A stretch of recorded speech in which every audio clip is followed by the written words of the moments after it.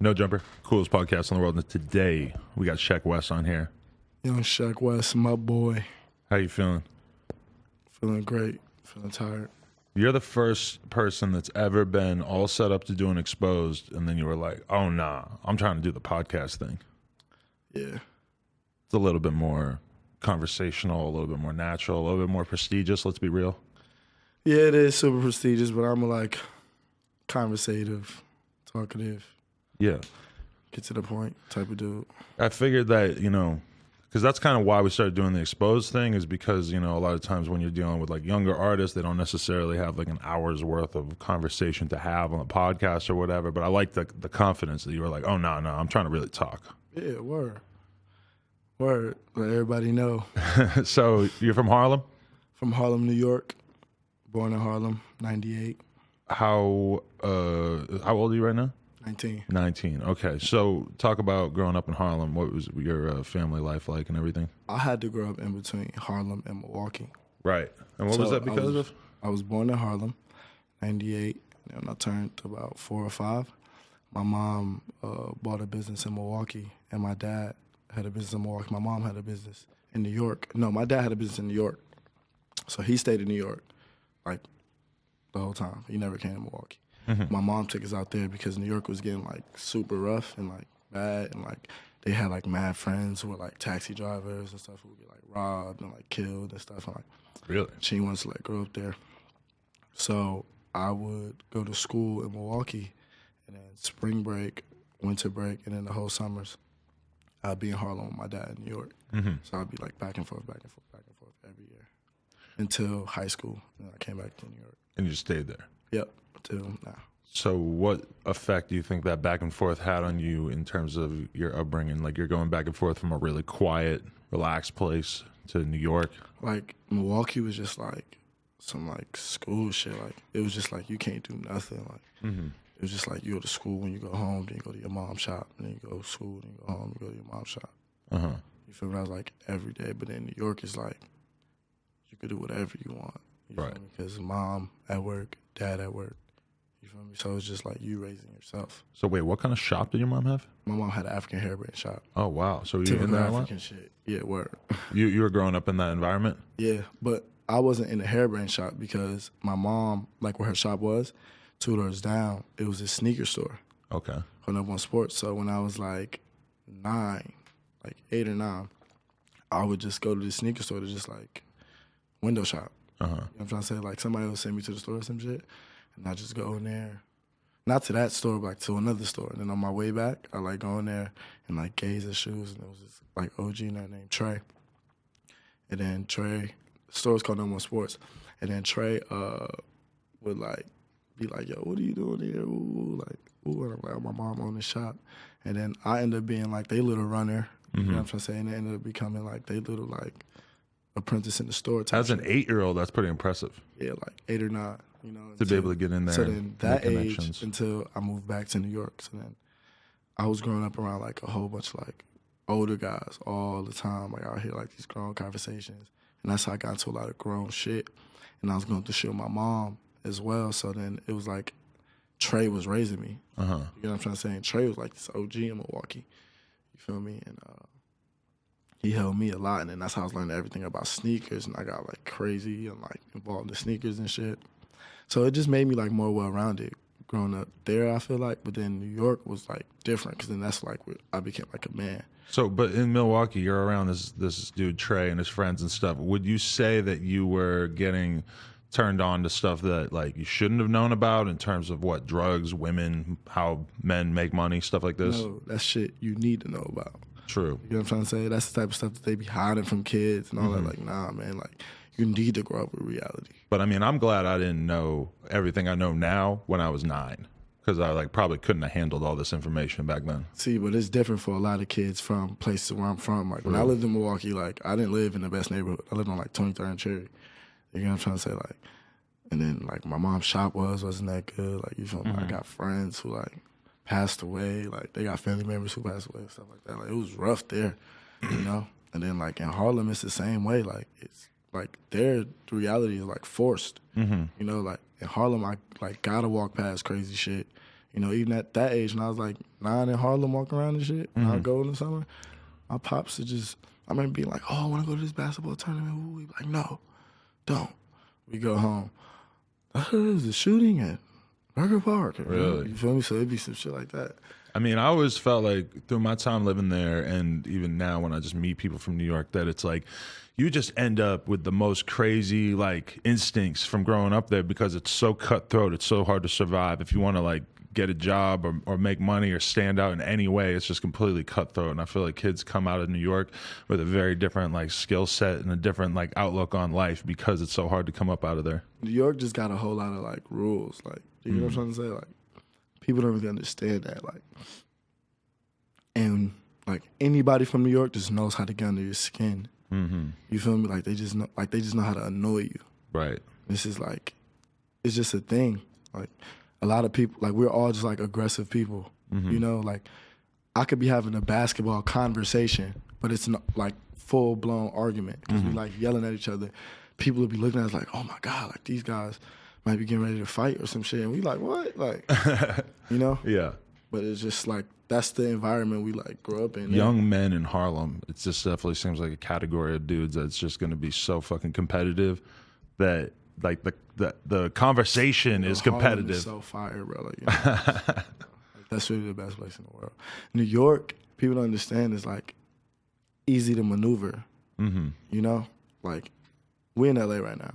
You got to drive everywhere. In New York, you could bike. You feel me? Yeah. You could Uber.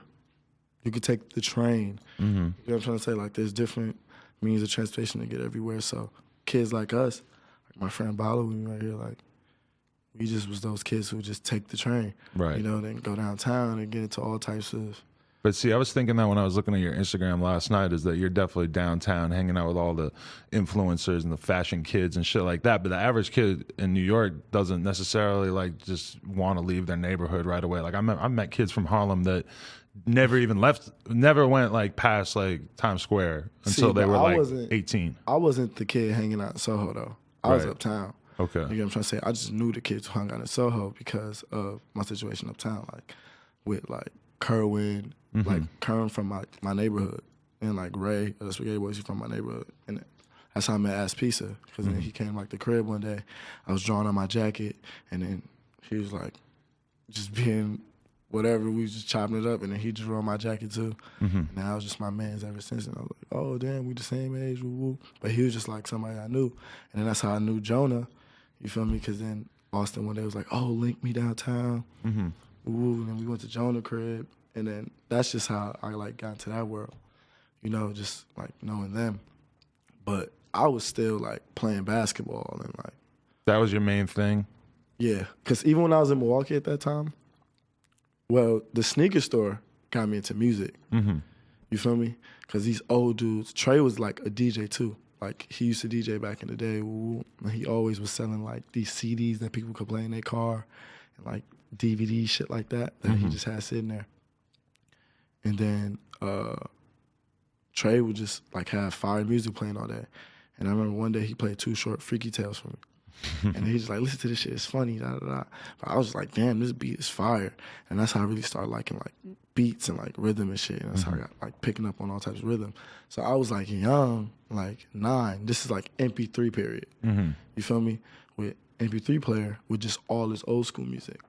You feel me? And then that's when I'm like 9 and you're like ambitious and you think you can do whatever you want.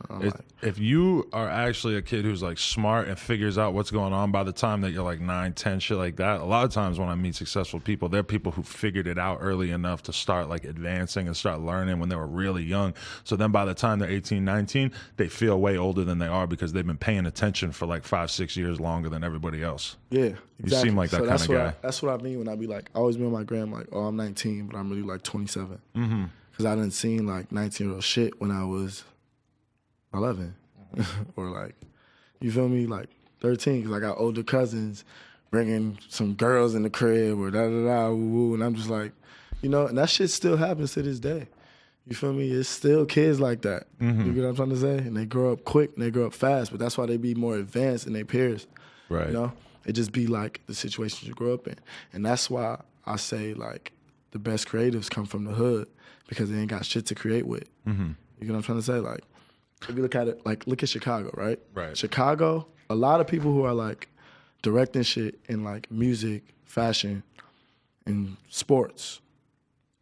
Let's say that's the three biggest things. Mm-hmm. A lot of them come from Chicago, but from one certain time period.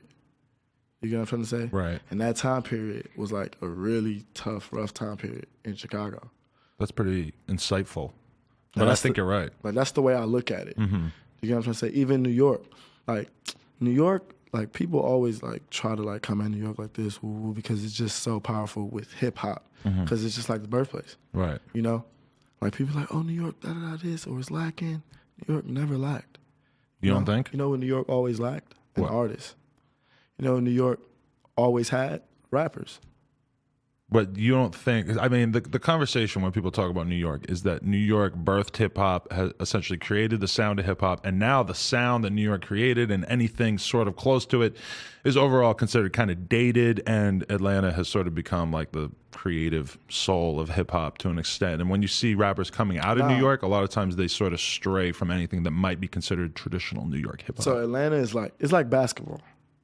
You know? You know like a lot New more York- about basketball than me, for the record. I don't know shit about. Well, I know how to play it. All right, so look, New York is like Jordan era. You get what I'm trying to Okay. say? Then it switched to like Kobe era. Mm-hmm. Kobe era is kind of like, if you look at it in time too, it's kind of like New York, like little. And then you got LeBron. LeBron is like Atlanta. Mm-hmm. You get what I'm trying to say?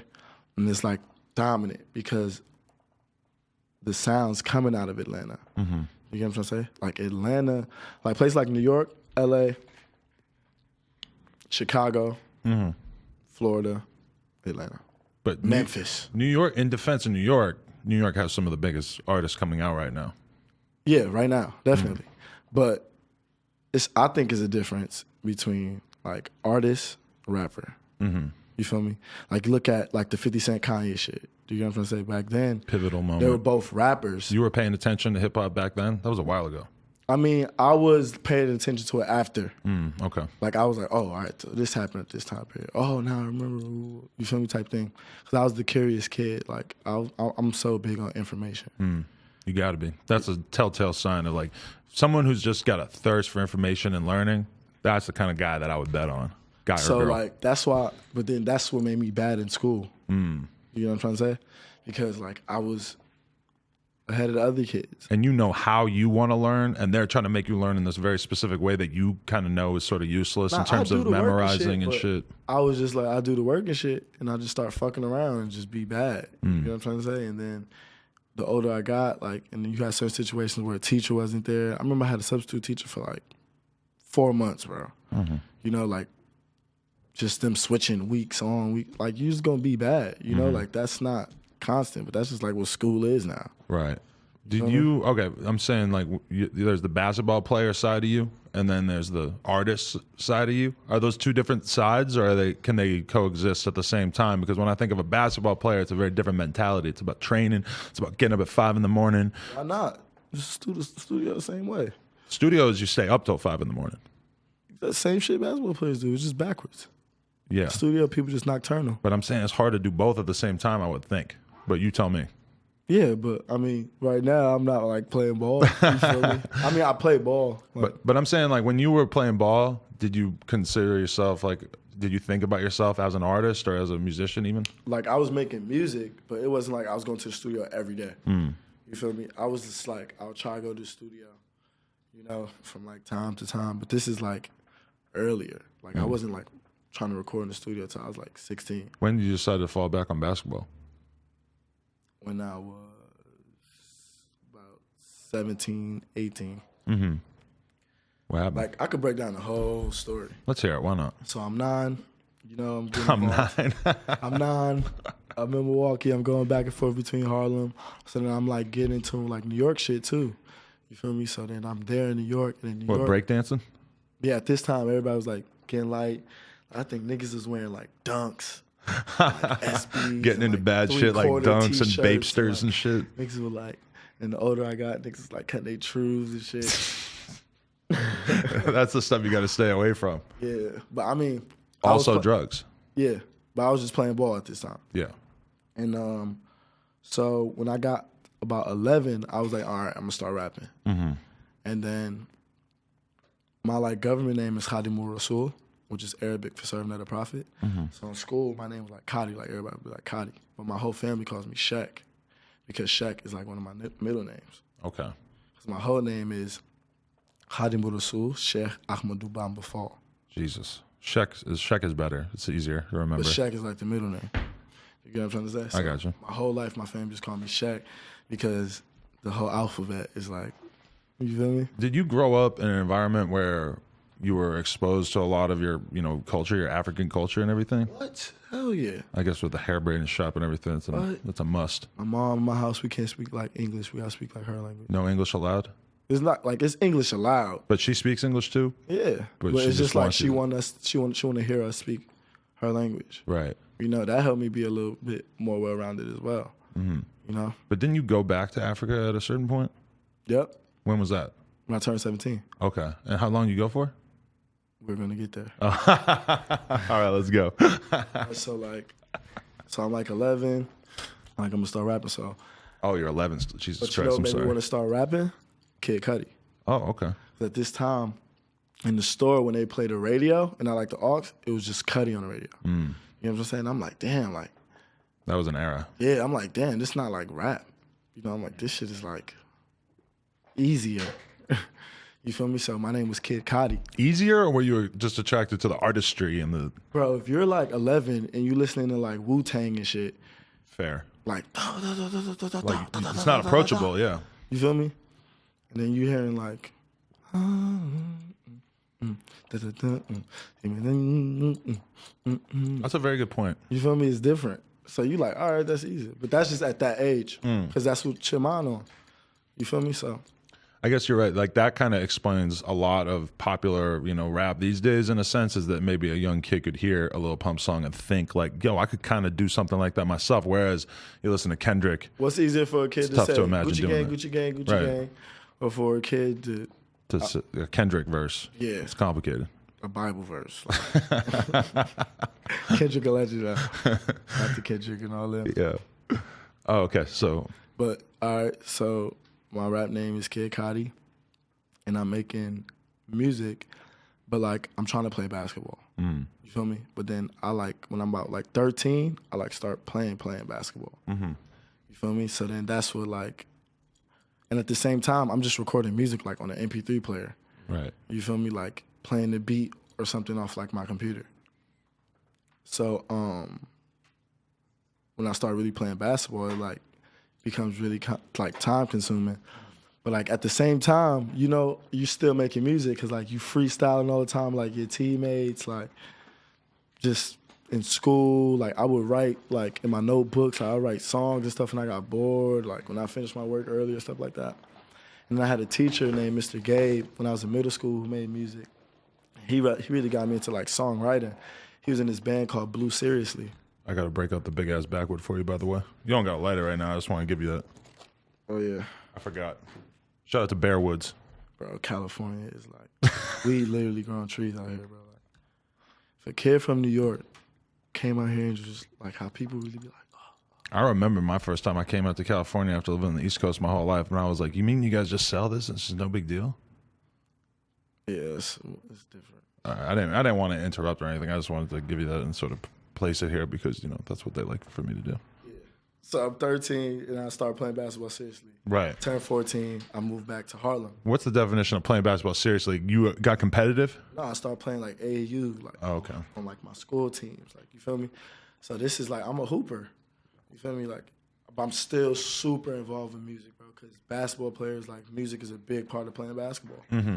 It's like what you get into is like a lot of like in your like the players you like look up to always hanging out with rappers and like shit like that. So it's like these two worlds really collide. And, I'd have like fucking debates all the time and shit. Like, I was huge on Lil Wayne, bro. huge on Lil Wayne, huge on like Cudi. You weren't just making music; you were just a huge fan of the art form in general. Wanted to know more about it. Yeah, because I was like the 9-year-old kid who was like, it was like I was literally doing it in time, you know. But like, luckily, when I was 9, like I was just doing like. Were you still recording in the same way, or were you starting to like connect with people who knew how to record better and stuff like that? Or were you figuring when it out? I was about 16. Right. So I keep playing ball. Now I'm in New York. You feel me?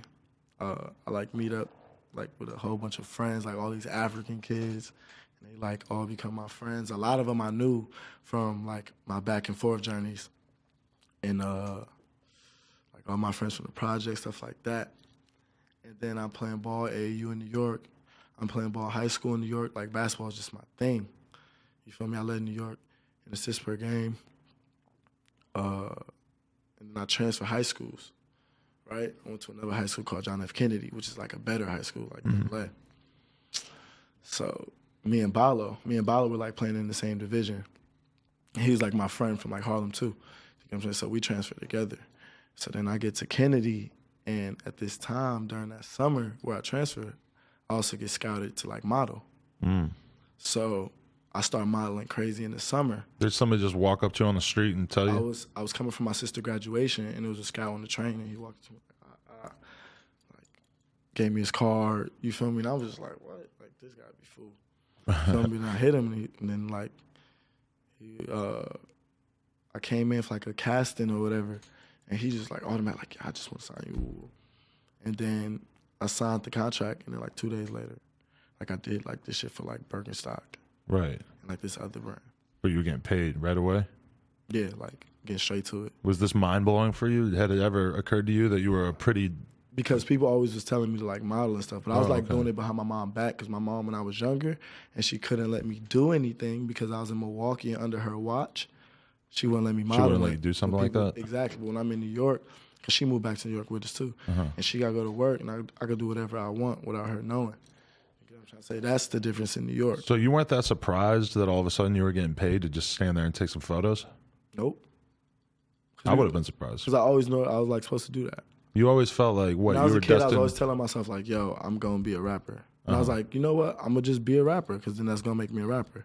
But did you feel like you were destined for greatness in general or greatness in one specific field? I mean, with my name and like the power of my name, like what my name hold, like my real name, like who they named me after, my whole life, like my family members always been telling me that, like, because they named me after Hadimu Rasul, and Hadimu Rasul is like a saint in like West Africa.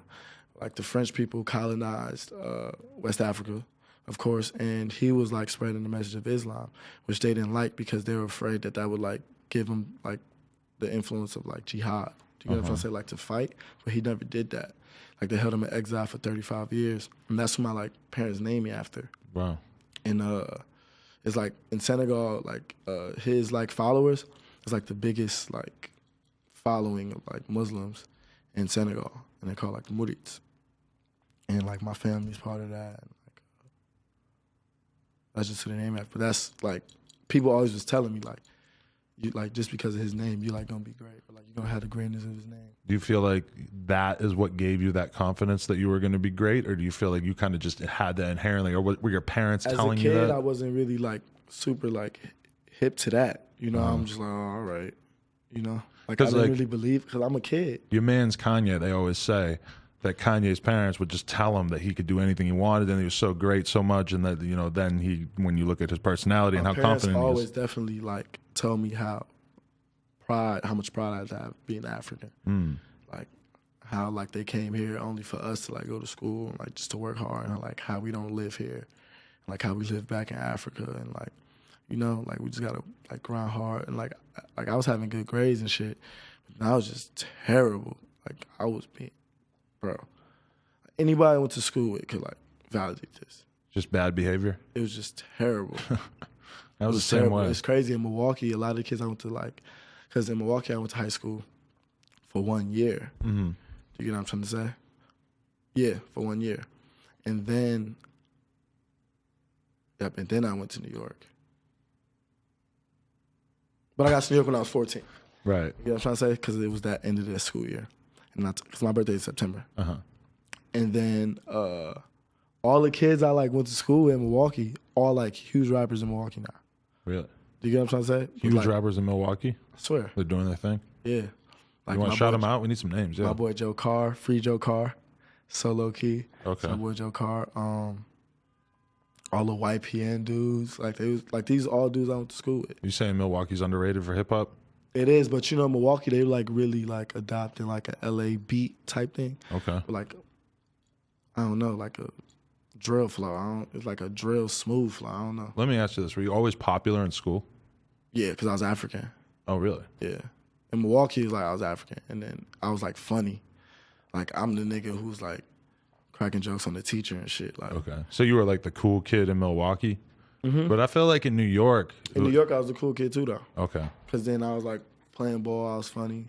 You never got bullied for being African? I feel like sometimes that's a thing yeah, in New but York. Then that's why I was funny, so I would cut niggas' ass right back. Right. You feel me? And when nobody want no smoke. When I say bullied for being African, I mean more like the black American kids picking on the African kids. I feel like that's this I weird. got all the Michael Blackson jokes, all the African booty scratches. I got all of those. Right. But you were ready for it. What?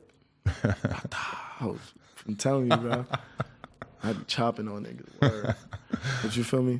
Then when I was modeling and shit, it was music because I was back in like that world. Right. You know, in New York. And then did you start like the Birkenstock shoot? How did this go? It was like Birkenstock and like Third NYC. Okay. Like this brand. Like they was doing like a collab or some shit. And it was just like a show. It wasn't like I was walking. It was just like a presentation. Mm-hmm. I was like, all I gotta do is stand here. I bet this shit light. You feel me? But I had hair at the time. Mm-hmm. So I had a different look. So I'm like this dark dude, like hair, you know? And then I was modeling. And then, like I said, I transferred this summer. And then my attendance was real poor at the beginning. But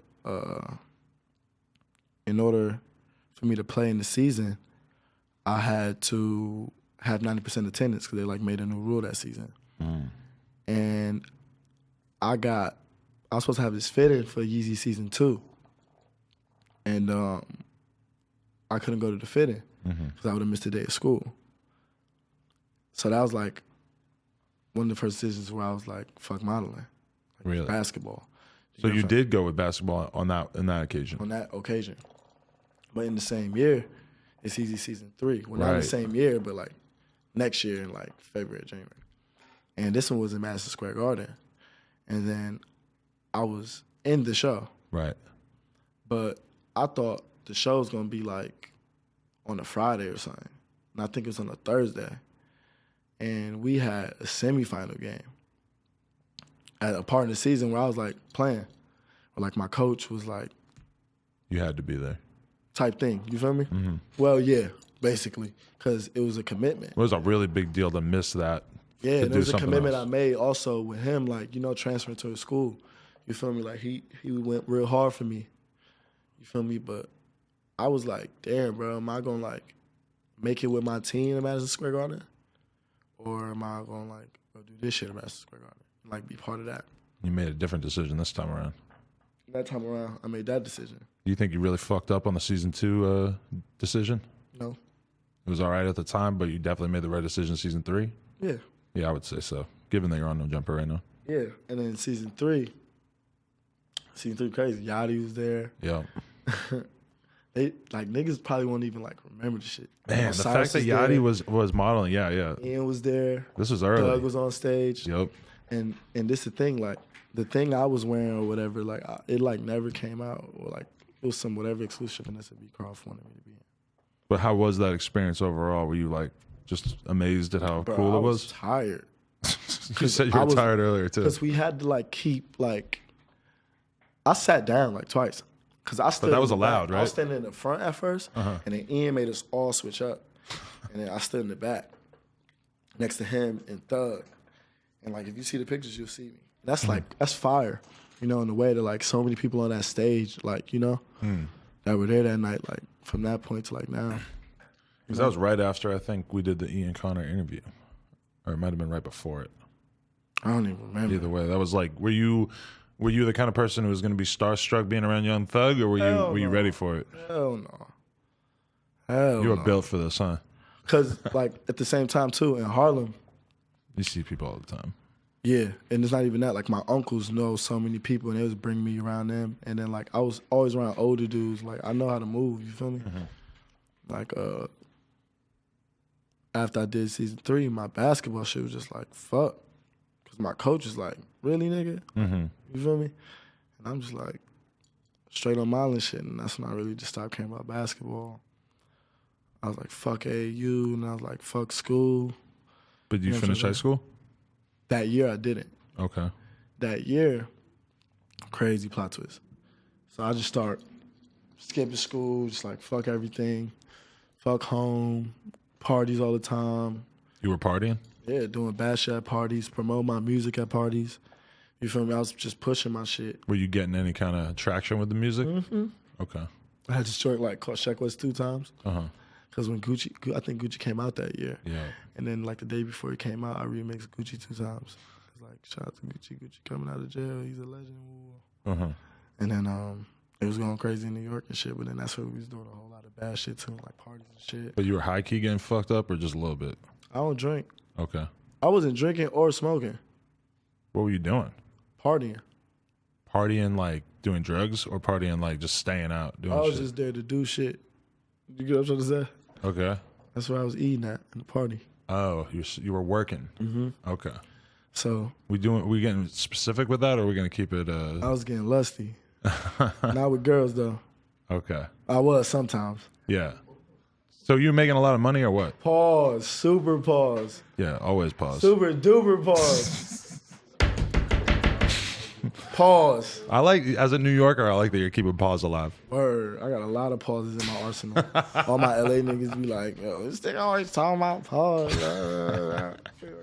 But you feel me? Like, just be glad that you missed out on the no homo era, because that didn't really age too well. Yeah. Sounds kind of weird now. Yeah. I mean, niggas used to say no homo, and I was like, yeah, you know, it's crazy. Like, bro, when you like 9, bro, when you in school, you curse. Like, you feel me? Oh yeah. All that shit. You like. This generation, we the real niggas. We own this shit. Like we change this shit around. We put the kids in power. No cap. That's real. But you feel me? Where were we? We was at me and these parties, man. Oh yeah. So you're out there hustling. Okay. So my relationship with my mom really bad because I'm like not coming home. I'm not going to school. My grades shit. My basketball coach, he like trying to get me to go to like all these like college workouts and shit, and I'm not going. You feel me? I'm making bread. Like, you feel me? I'm just doing me. And then I was hanging with Austin and all them. And Austin was like, bro, we said, Johnny, he's like, bro, you gotta come to London with us. And I was like, Ass Pizza asked you to go to London. Yeah. But then earlier in the year, my mom asked me to get my passport. Like, do I want to get my passport to go to Africa? Because I was doing so bad. And she just like couldn't control me. And She I was wasn't thinking even of sending cool. you I was back home? so bad, bro.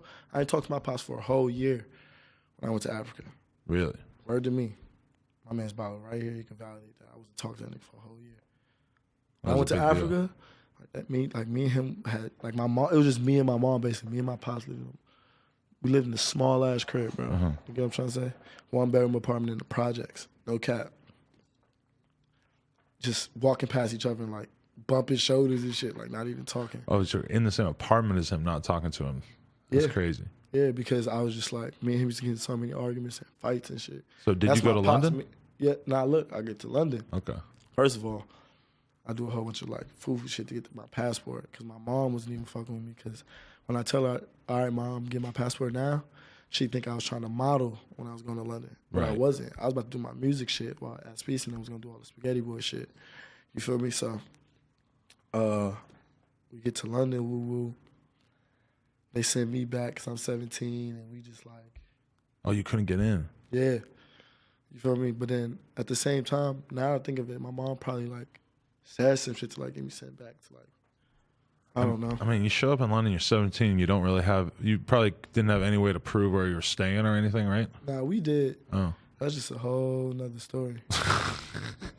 All right, so what, you come back and you're just pissed off that you just flew to London for no reason? Yeah, so I get back. So I'm like on a 16-hour flight type shit. Oof. Plus 3, because it's like 8 there, 8 back. In the 3 hours, I'm like sitting there doing all of this police shit with the task force people.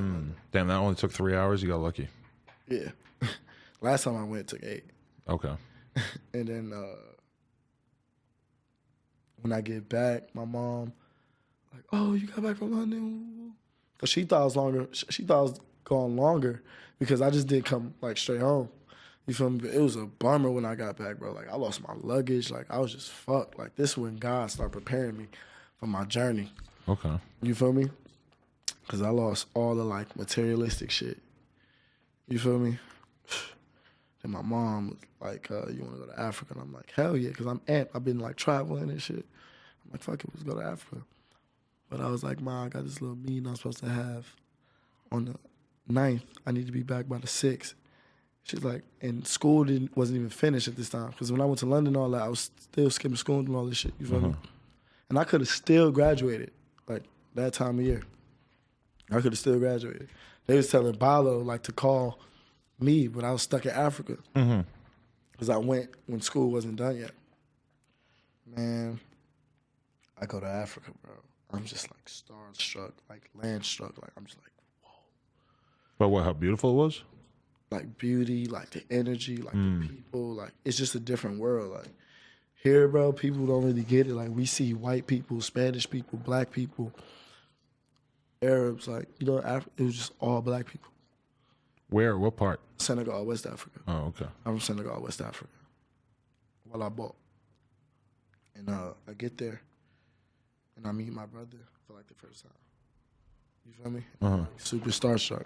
Like, damn, this my big brother. Like, this a nigga I was only talking on the phone with and shit. Like, I never thought I'd meet this nigga. How old was he? My older brother, like 30-something. Oh, okay. He grown. So he was just supposed to be like, you feel me? Like, my God, take care of you.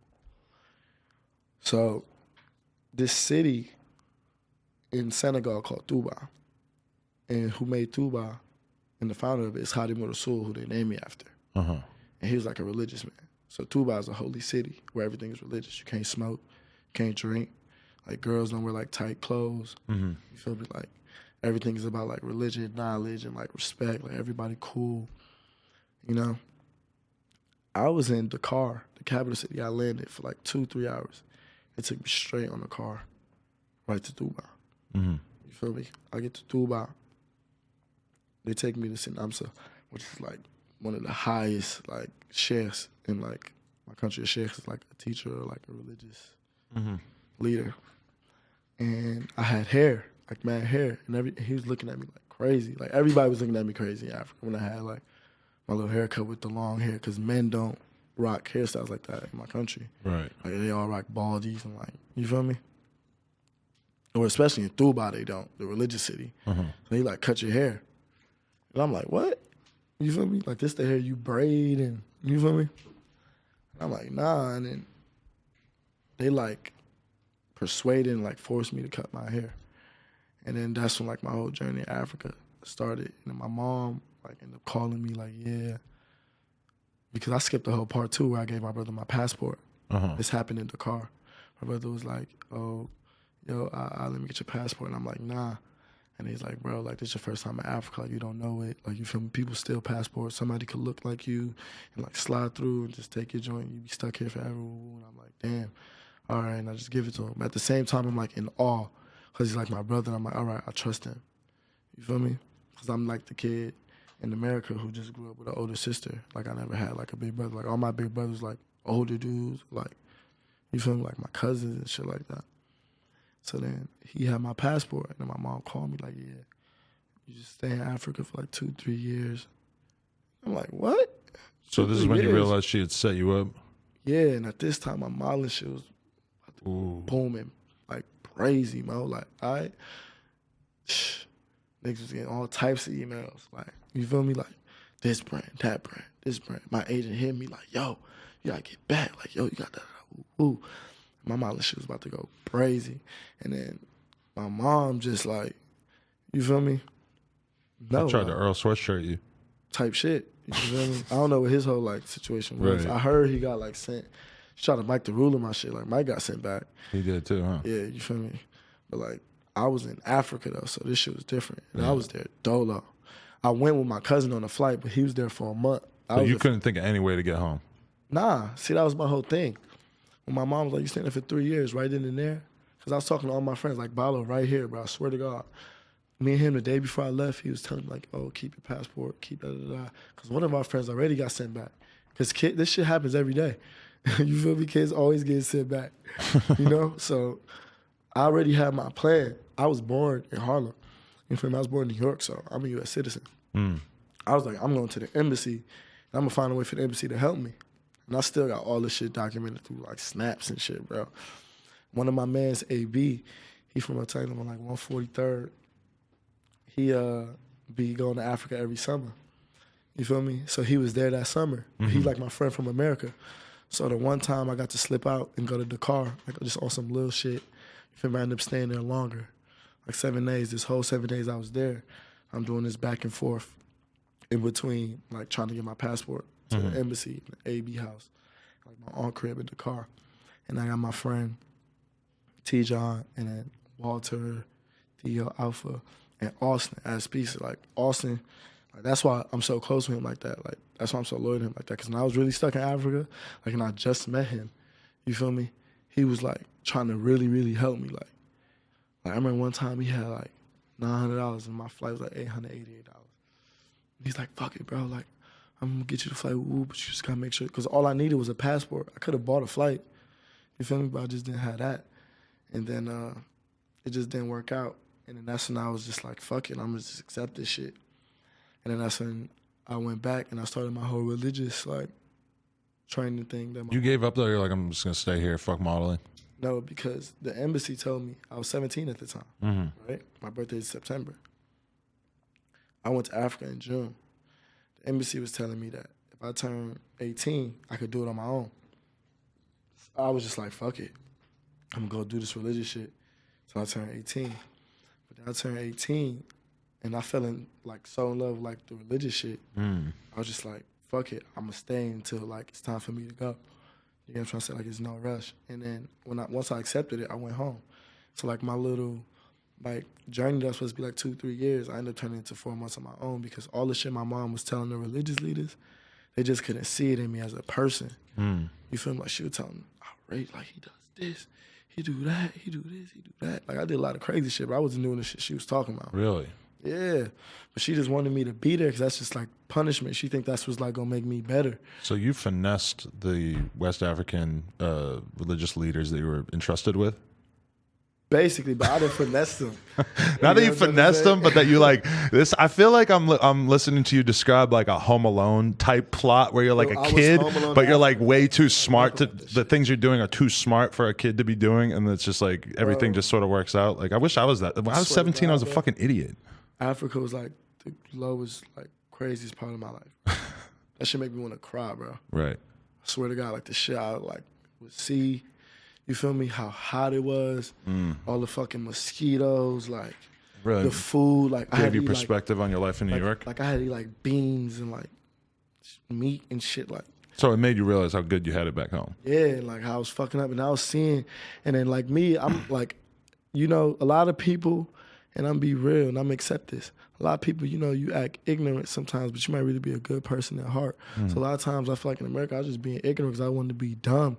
Because that's how we let out our emotion nowadays. Like, I was telling Kanye this shit the other day, bro. I was like, bro, kids not going to shows no more trying to rap Wu-Tang lyrics. Like, niggas not trying to like hear all that intellectual ass shit.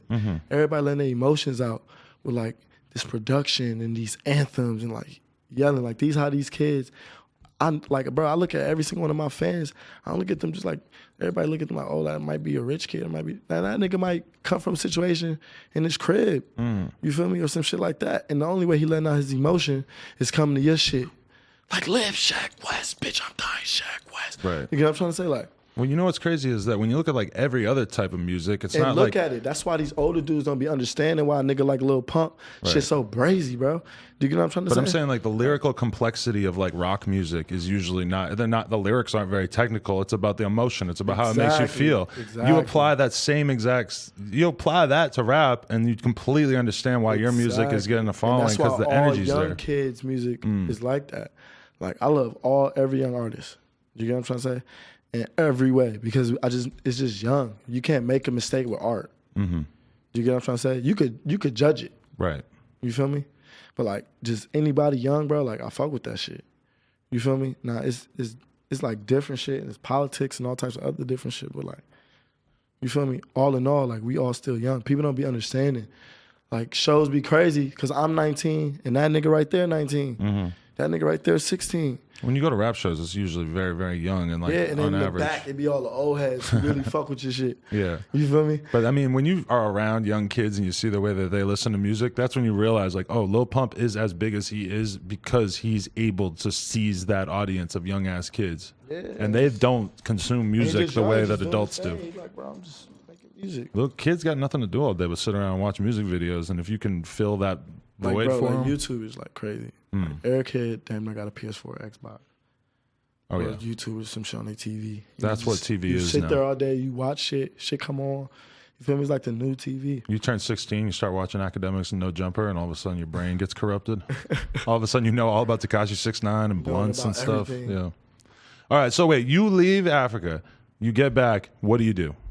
So when I get back from Africa, I'm just like, I got back, I was on my real religious tip, you feel me? At first, I'm not gonna lie, I started doing bad shit a little bit again. And then I like was trying to play ball again, and my school wouldn't let me enroll in day school because all of the school I just missed altogether. And then I couldn't play ball. You feel me? My mom like messed up that for me because she like held me there for too long. And that was your plan, was that you were going to play ball when you got back? I was like, I'm just come back, play ball, and just focus and just like, you feel me? Go to college and da-da-da. But I was at the same time, I was like, I'm going to go to college, but I was like, I want to like make music. And Did you want to keep doing the modeling shit too? Nah. Oh, you were over that at that point? I was over modeling because I realized like my true value. Was the money not really that good? Modeling, like, it's not even about like money and shit. It's just like, if you're not like the craziest model, which you can be, and it takes time to get there and you build up to go, there's just a lot of politics. You feel me? And it's not forever. You age, bro. You know what I'm trying to say? Yeah. Slick Rick still got on 100 chains or whatever. You know? So you thought that modeling, you were sort of limiting the impact you could have as a rapper? You're limited. Not even as a rapper, just as a model. It's just not a career. Yeah. And you know, it like the way my mom, like the religion, just broke it down to me, and like what my true value is. You feel me? This is my true value. Right. That's why I'm doing it. You feel me? But it's just like you really got to work hard. Like when I came back from Africa, first of all, when I was in Africa, I was writing mad songs. Because I had nothing to do. I had no internet. Right. I had my iPhone 6. No internet because I had no SIM card. My shit was locked. What I would do is like take my auntie Samsung and like fucking hotspot and like call my friends real quick before her internet go out. And then I got big on Kodak shit when I was out there. Cause he had like mad like lonely anthems and shit, and I was listening to Kodak shit heavy. If you're sad, Kodak's got some songs for you. Nah, it's just not even real. sad. If you're distraught, like you're going through shit. Yeah, like real shit. Like you talk about a lot of real shit, and then that's the type of shit that made me confident as a young nigga. You get what I'm trying to say? To be like, I don't gotta talk about like bullshit. Yeah, I could talk about like where I come from, what I'm going through and shit. Like, well, that's the problem when you start rapping when you're real young, is you haven't really done a lot of the stuff that you might want to talk about. So like living in a 1-bedroom apartment is kind of embarrassing, but like. Right, but now that care. Now that you got somewhere in life, that seems like an important thing to talk about. But when you're actually in the middle of it, huh? I was kind of dolo a lot in that apartment. Yeah, real. Yeah, no cap. So, all right. So, how did the music shit really start happening for you? Or is that's the next part of the story? So I got back, and Aspisa got back. Well, Aspisa was just here. He came back from Cali. I love that he's a pivotal part of the story. Yeah, and then I hit him. I was trying to go to studios and shit. Before I went to Africa, my Uncle Josh took me to the studio in Castle Hill to this nigga named Dot Studio. Like Dot the Hitmaker, some shit like that. That's where I recorded Sheck Wes 2 times. That's where I recorded LeBron James. That's where I recorded Hugh Hefner. Are these all songs that you put on private on SoundCloud? These are songs I had like took down from SoundCloud, but kids like they're still on YouTube and shit. Put them out some way or some shit. So like I haven't heard all that stuff necessarily. That's all my like young shit. That's like all the like 16, 17-year-old shit. You feel me? So I get back, I'm like, Austin, I need a studio. I was saying Austin kind of like everybody needs a studio. And then Austin put me in the studio with Marv in New York at Rivington, 66 Rivington. In the basement. I was like one of the first niggas recording in that joint. Now, like, a lot of people record it, like they used to, I don't know. And then me and Austin and Jonah, we'll go in there, and Marvel just had these beats, and I knock out like 8 songs in a day. Like, I mean, like one taking shit, like just next. So I do this shit at the same time I'm going to night school.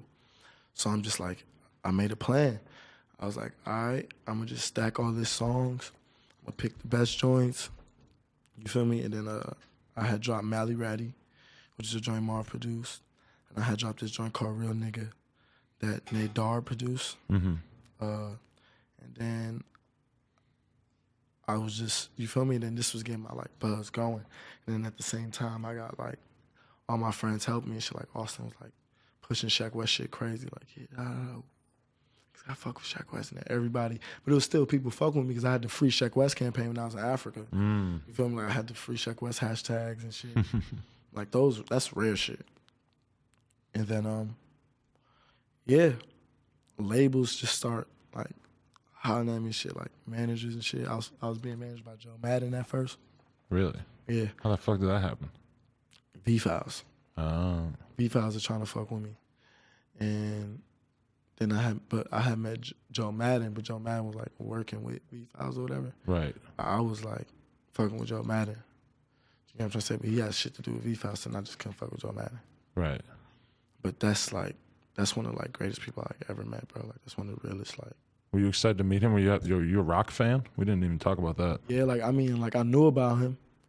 You know, just like, but I wasn't like super like crazy on his music. Then I like got crazy music. Like I knew certain songs. You're kind of young to have been part of that wave, anyway. Nah, but it was like shit it was like kind of radio shit. Right. You know, so you was hearing it. Yeah. You feel me? In the sneaker store type shit. You feel me? So forgot you're an old soul. Yeah. So Joe was just like, Joe and all his brothers was just like so cool. And we still cool. Like, still text them, all that. And then that's when I was just managing myself. Threw up the Sheck Wes at Gmail, and I was just doing everything on my email. All the beats, me and Lunchbox linked up. Right. But me and him like grew up in Harlem, not together, but like seeing each other. You know what I'm trying to say? Like, I always saw Young Lunchbox everywhere. He produced Live Sheck Wes. Okay. He produced Do That. He produced Paper. He produced, like, he's just like, me and him like created this sound together. And the songs was just going. Then Joe, he had taken me to a couple labels. Labels was fucking with me there. After that, was more labels fucking with me. Once you got one, you got them all, and then usually. I was stacking. You get what I'm trying to say? So that was the difference. You go into this label, you playing all of this shit. They're like, damn, and none of this shit out. You feel me? And it's like crazy shit. And then, you know. Did you, so. Keep going. All these labels, though, did any of them make like an impression on you? Did you decide, like, because have you signed with Kanye / Travis Scott? Is this true? I've been signed with Kanye and Travis since October. Since October? Yeah. Wow. So how did these conversations start happening? You can look at my This is what people want to know. So how did you get in touch with Kanye or Good Music or however this worked? And was that before Travis? Kanye, so mind you, I got back from Africa, 2016. Okay. Right? 2017, season 5. I'm at the fitting. I'm at the Yeezy season fitting. I had gone to it with like somebody that was working for him. They wanted me to be in the show. A lot of people wanted me to be in the show, but there's like one person didn't. Then one day I go to the fitting, and I'm leaving the fitting, and Luca called me. And he's like, yo, bro, da-da-da, like, this Stephen Victor, da-da-da, he want to talk to you. Man, they put us on 3 line. White Trash Tyler was with me, too. I think he recorded all this shit happening. And he was like, what was good, B? My name's Steve Victor. Yeah, like, we got to meet her tomorrow. Like, yeah, he want to sign you. And I'm like, what? So this like February. You know what I'm trying to say? So I meet up with Steve Victor the next day at the grill. And Kanye had this little, like, after dinner shit in the grill. I met Ye there, too. And I was just fucking with Good Music, Steve Victor. You feel me? It was just on the table. I wasn't committing to nobody. How was it meeting Kanye? At that, it wasn't like, that meetup wasn't like the, you feel me? It was just like, oh, it's good. It was that type of meetup. Okay. So then, you're very nonchalant, for the record. Who, me? Most people who like meet Kanye for the first time would have a whole story about meeting Kanye for the first time. You're just like, yeah, we said what up real quick. Yeah. I got mad Ye stories though. You feel me? Because I mean, like me, bro, like I'd rather people respect me for like what I do and not who I know. Right. So I don't really broadcast the people I'm always with and what I'm always doing. You know what I'm trying to say? Like I feel like, especially early on as an artist, you gotta really cement yourself in your music and what you do first. Yeah, I respect that. And you want to differentiate yourself from like a fan or a weirdo when you are around people like that, you know? Yeah, like that's like those, like these homies, like There's so many like opportunities. somebody to just like talk to. So many opportunities I have to like go viral or like get a crazy photo that would get hella likes and shit, but you just know that you'd be sacrificing a lot of rules. It's New York rules. Yeah. You can't be a dick sucker. You can't be weird. You feel me? You can't be no. You feel me? I always think about that when I see a kid rushing up to a rapper like on Stick their Instagram around. live, like going all like that. Like, I mean, I get it if you're just a kid, but if you're like a grown ass man, Yeah, like that's kind of weird. New York shit different. If you look at a lot of rappers from New York, it happened that way. Yeah. You know, a lot like I ain't asked for none of these niggas to fuck with me. Right. They fuck with my shit. You get what I'm trying to say? Like, boom, keep going. I think like April, I think like Trav and them on tour. White Trash Tyler, who shot my video, he on tour with them too. I guess David pulled up on like da-da-da, ooh, good by the time this kid, ooh. They get on my shit. Tyler like, oh yeah, I know like Sheck Wes, da-da-da. And then he like gave Trav and them my unreleased, like shit like I'm not Kanye West. And then Trav when they played on his live, like I think it's like the first time he ever went live or some shit like that. And then like he played my shit and then he played Lil Wop shit. And then everybody's like, oh, da-da-da, Travis Scott playing shit on live. I was like, yeah, you feel me? Cool. Still don't care. Yeah, I'm just like I would care. Because at this point, average rapper would care. At this point, I'm just worried about me. Like, I'm pushing Lift Sheck West crazy. Like, I'm pushing all these other little SoundCloud joints I got, you know? But the Travis Scott co-sign is a pretty big deal. Hell yeah, that's my big brother, bro. Yeah.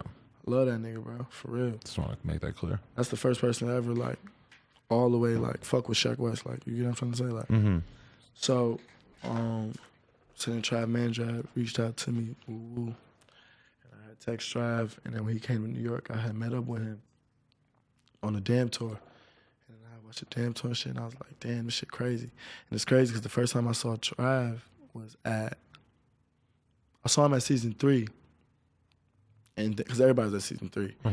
And then this Nike show that these people I was like fucking with at Nike, because I was working with this dude named Kenji at Nike since I was like 16, like as a muse, because I was like, I'm so random, I get off topic too much, but I was like this fashion, basketball, rapper, like I knew about all these 3 things.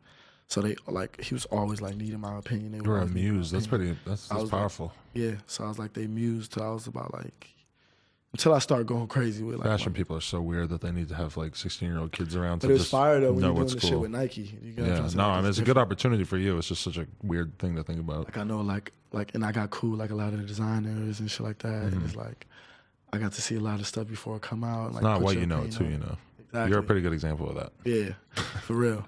So The networking skills being discussed here are pretty crazy. yeah. So I go to this Nike show. It's the Travis Scott Air Max Day shit. I never ever in my life been to a concert other than the ones I performed at this point. And at this point, I graduated high school. This is like this last year. I'm watching this dude perform. I'm like, damn. I'm like, what the fuck? Like, this shit is crazy. I'm like, he geeked on something. You feel me? And I knew Sycamore because Sycamore was friends with Kenji. Shout out Sycamore. Shout out Sycamore. Another great dude. Another legend. Very good dude. My A&R. That's your A&R? Oh, see? Yeah. I'm learning things here. Okay. Yeah, and then Sick was there too, and I was talking to Sick now. I remember telling my man Skelly, like, damn, I fuck with this dude, Travis Scott. Bro. I'm like, and I already heard his like old music and shit because I'm just like the music. I'm just information. I gotta know. So I told my man's Khalid, I was with Khalid and Steph West. I was like, yo, I fuck with this nigga. I'm like, yo, this nigga gonna be my best friend one day. Caliente, anybody could go ask him. That's his gram. I told him that shit. I remember when I signed Khalid, I called me like, bro, that shit crazy. You feel me? How do you get from that point Because then like to, a month to later, signing? he played like my shit. Like, Oh, okay. On like And then when you just start talking? yeah, so then after the Damn Tour, it was like at the same time too, I was fucking with good music.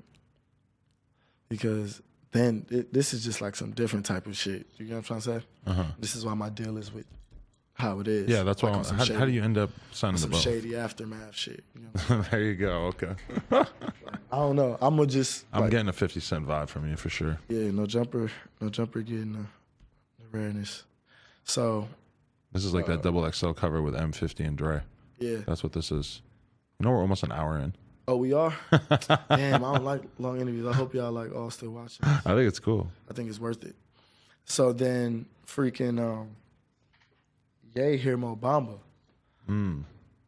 And one of my mans that's working for him, he's like, what happened to Sheck Wes? Like, he's like, oh, he's about to sign with Cactus Jack. He's like, no, we gotta get him out like right now.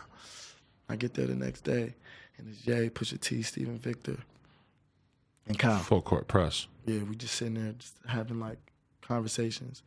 And then Ye, like, we was just chopping it up. This is like the first meet. Mm-hmm. It's the first meetup. And the first thing he asked me was, like, what do you want to do? And I was like, and I paused and I was like, at the end of it all, I want to be like humanitarian. I was like, I want to have a legacy. I was like I want to build cities. Like, I want to go back to Africa and like build a hospital. It's like when I die, like 200 years after, like somebody could still be going to the hospital.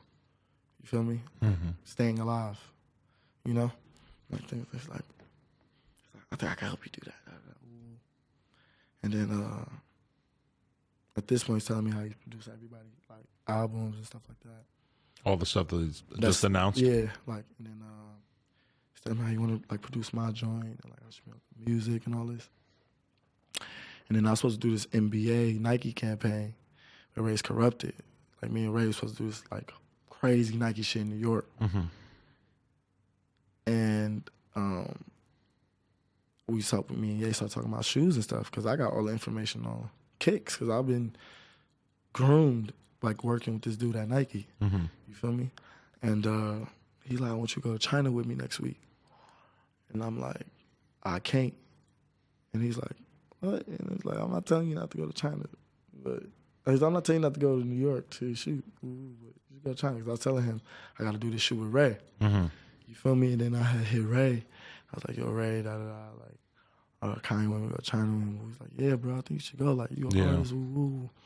No matter how cool the photo shoot is, you probably should go to China with Kanye. Yeah. So then I ended up hitting these people. They got my visa. And then we went to China. It was Kid Cudi was there. Uh-huh. Noah. But then I knew Noah because I would, like, come to L.A. to, like, work with them on shit. Or like. What was the point of the trip? To record or just to... He was doing, like, all the Yeezy shit and music at the same time. So gotcha. I was, like, doing music and shit and then, like, helping him with, like, a lot of Yeezy shit, like, just on opinions and shit. How long were you out there? Like, a week. So what was it like seeing Kanye's creative process up close and personal in the studio and just being around him that much? I was already used to that shit. Okay. But at this point, I was fucking with Trav. So, like, we be in the stew or whatever. I think at this point, at the damn tour, they was in L.A. and they had Chalice, and he was recording 100 Jack shit with Quavo, and they'll give me this little room in Chalice. Uh-huh. So at this time, I'm already on this pace where I'm recording a lot. I'm already, you know, I'm a worker, bro. You feel me? Yeah. It's fun doing this shit, like, you know? So we'd go to the factory. You had to drive from the factory like 2 hours, 3 hours from the factory to the hotel, like every day. And then we'd be at the factory, like, he'd be playing like music and shit.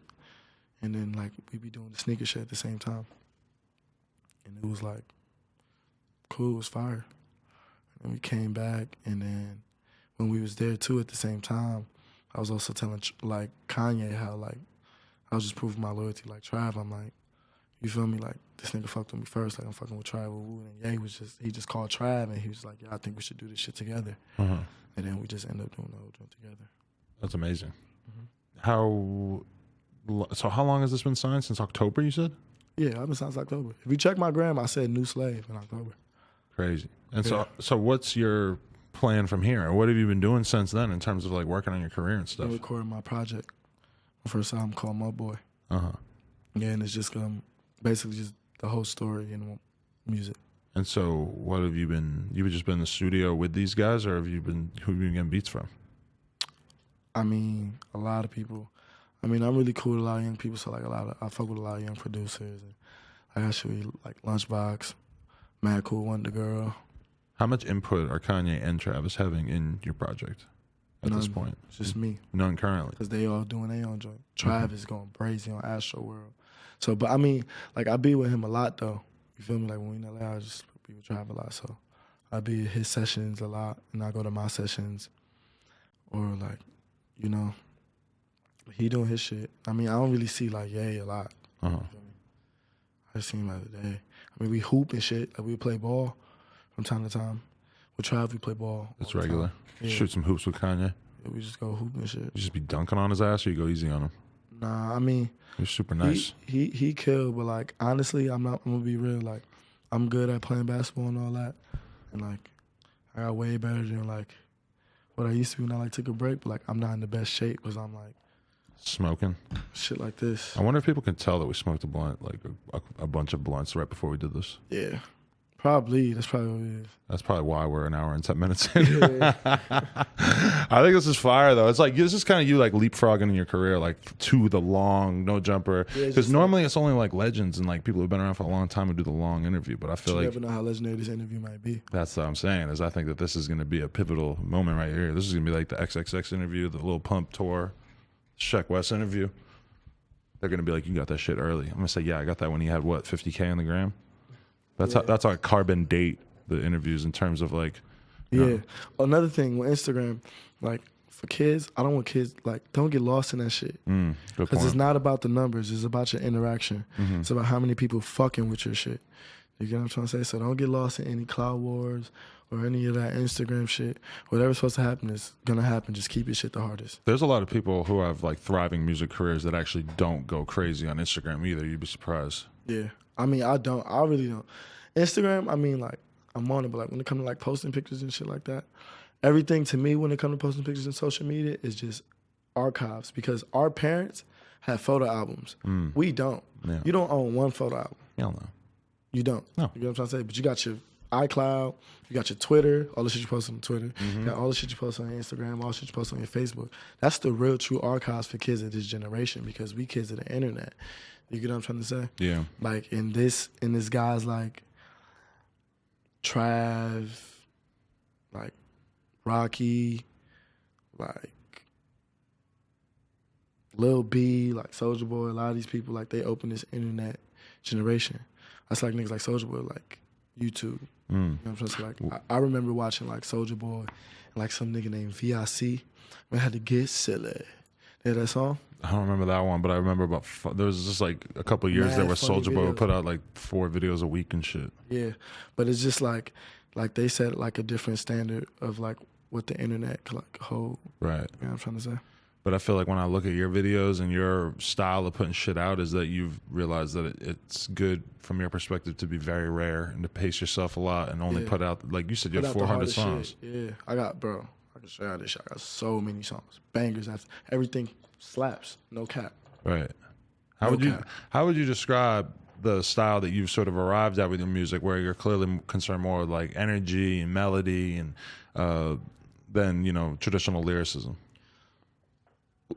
Learn how to pick beats. And but a beat's only like so much if you don't ride it the right way, like right? You were saying, like who get all your beats and who da-da-da. If you, like when you young, like it's different now. Like kids don't need A&Rs, bro. You feel me?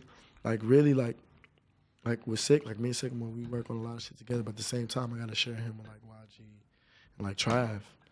Like whoever else he working with. You feel me? But he's still like doing everything. But I could hit up my like the producer. You feel me? Like it's a lot of artists who could do that nowadays. We have good relationships with people. Like niggas be like your friends and shit like that. How much pressure are you putting on yourself for your first album? Like do you feel like you need to just make this huge statement? And you're saying so fire. Yeah, that's LA for you. Yeah. But wait. Album? You're saying album. You're not calling it a mixtape. My album, my project. But do you feel like you want this to be considered your album, or are you okay with it being considered a mixtape? Music, it's no type of music that's free. These days, yeah, they all come out the same way. But you know how it is. Like sometimes really putting it on sound, that's not free. Right. Like, but when we talk about Kendrick, he had a lot of mixtapes, and then he had his first album, and we think about his career in that context. I gotta do all of that. Only thing people waiting for from me right now is music. Right.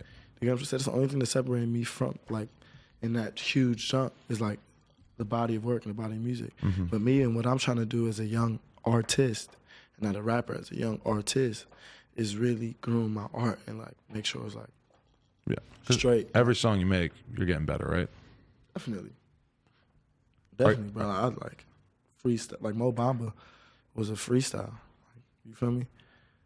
As an artist, are you truly freestyle shit? Imagine what I could write. Are you truly like focused on your whole career as the art project? Like in terms of, are you very concerned with the artistic direction of the cover art on everything, the way the videos look? Because I see that in your stuff. Yeah, I'm involved with everything, bro. Everything.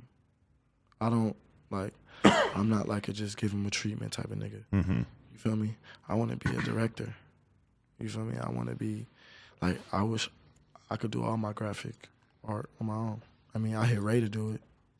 Yeah, Ray. I've been hearing you for like 2 weeks now. I've been hearing you for like a week now. Get me back, but I'm involved in everything. Mm-hmm. And I just feel like you should be, because if some shit come out and it's not like, oh, what the fuck is this? Ooh. It's different when you know about it. What do you think Kanye and Travis see in you? Do you think that they see that you yourself are a star? That like it's you as a personality in particular? I feel like when I look at you, it's like it's definitely not just the music. It's like I bet that like somebody like Kanye, he really believes in what you're going to accomplish in the long term in your career. I believe they just, fuck with my art, me, and like what I do, But like, at the end of the day, like we all lions. What do you mean by that? We just lions. Okay. You gotta find out how lions like live, how they grow. Mm-hmm. Lions and lion cubs, and like how they groom lion cubs. I don't know a ton about lions. The whole rap game is about lions. There's lions in this rap game, there's monkeys, there's motherfucking gorillas, there's hyenas. Mm-hmm. Which one are you? I'm a lion. Okay. Well, Tax used to always say, if a lion meets a lion, then one of them's dying. Well, free Tax. Is lions, you could be part of this pride, but if you're not part of this, a certain pride is like different. Now me, I'm a different type of lion. You feel me? I'm part of a pride, but like, I'm like neutral. Mm-hmm. Bro, like, I don't have no time for no bullshit. Like, do you know, like, all the bullshit I've been through in my life? You feel me? Like, you think I want to go through more bullshit? So then how does it feel to be in such a privileged position at this point? You're doing everything that you probably ever dreamed of, right? It's regular. It's regular. We got to shout out Pimp P in this legendary interview. Shout out Pimp P. It's regular, on the regular. It's like a bitch in the week. It's regular. He looks right at my camera and just says, bitch, dead or alive, I want your pussy. I'm like, what the fuck is wrong with you? That Desto Dub, that's his little brother. So he's official. He's certified. Desto, shout out Desto. That's why you can't play with Pimp P. Anyway, Pimp P. So your career, like, what do you feel like your impact on the game or in the world at large is going to be? I mean,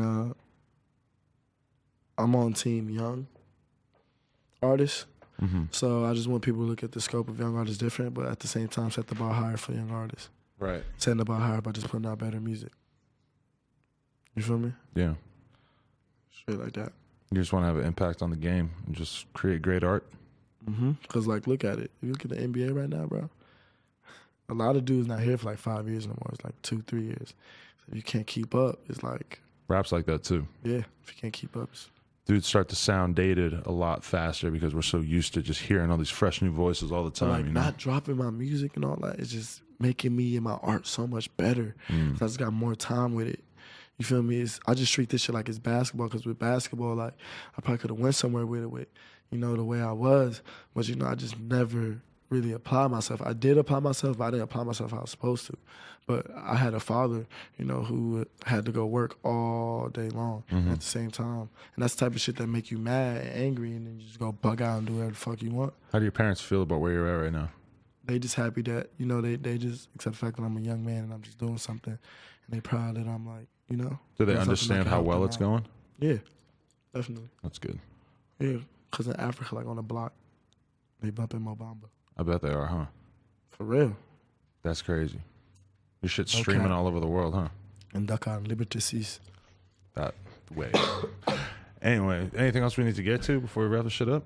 Did it. Man, Sheck Wes. Punya pedi setan li munyal. What he said. No Jumper, coolest podcast in the world. Dundu Sheck Wes, de Sheck Wes. Check us out on YouTube, SoundCloud, iTunes. Live Sheck Wes. I never smoked nothing like this, bro. Dying Sheck Wes. I don't smoke. We don't smoke weed. Are you trying to be brand friendly but not smoking on camera? Who, me? Yeah. I don't know. You'll be all right, man. The world's opening up. I'm not brand friendly. It's going to happen soon. You're going to be able to get a Target deal with Kush in your system. You're going to be able to get a Best Buy deal with Come fucking... down to the California Van Nuys Target. When we open Lil our Pump in the parking lot holding the Best Buy. And they got the fucking dispensary and Target next to the pharmacy. That's probably going to happen. That's going to be our world. I just gave the idea. They about to make weed cities. They about to, I'm telling you, bro, this shit about to be crazy. You know, every halal cart in New York's going to have a fucking weed cart right next to it. I wish they could legalize. If they legalize weed in New York, nobody's living here no more. Like, you know how they got the nut cart? Well, people are going to live here. Where they cook the nuts? Pause, bro. Okay, pause. You're right. But, like, right next to the halal cart, they got the nut cart in New York, right? You know what I'm saying? The nut cart? Yes, where they have the honey roasted almonds and shit like that. Nah, you cannot pause your way out of this. This is a real thing. People know about this. I don't know what's going on, bro. All right. Anybody who's ever been to Manhattan, confirm the existence of the nut carts. I know what you're talking about, but Should I call it the almond cart? It's called the Allah Man, bro. For real? You know, Allah Man. I'm just saying there's going to be a weed cart right next to those, too. And you can be able to buy yourself a Bearwood. A Bearwood. Gang. Shout out to Bearwoods. I got to piss so bad. We out of here. Sheck Wes. Live Sheck Wes. Die Sheck Wes. Hey. I'm